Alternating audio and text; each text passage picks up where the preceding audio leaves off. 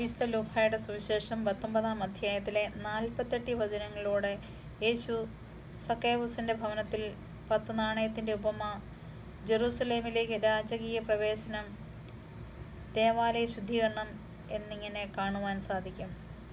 9 വചനത്തിൽ നമുക്ക് കാണാം, യേശു സക്കേവുസിനോട് പറഞ്ഞു, ഇന്ന് ഈ ഭവനത്തിന് രക്ഷ ലഭിച്ചിരിക്കുന്നു.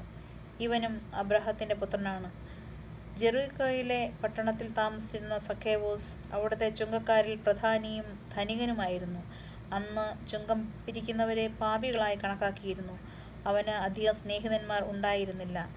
അവൻ സമൂഹത്തിൽ നിന്ന് ഒറ്റപ്പെട്ടവനായിരുന്നു. പക്ഷേ യേശുവിനെക്കുറിച്ച് കേട്ടപ്പോൾ യേശു ആരാണെന്നറിയുവാൻ സക്കേവൂസ് അധികമായി ആഗ്രഹിച്ചു. അവന് പൊക്കം കുറവായിരുന്നതിനാൽ അവൻ യേശു കടന്നു പോകുന്ന വഴിയിലുള്ള സെക്കമോർ മരത്തിൽ കയറിയിരുന്നു.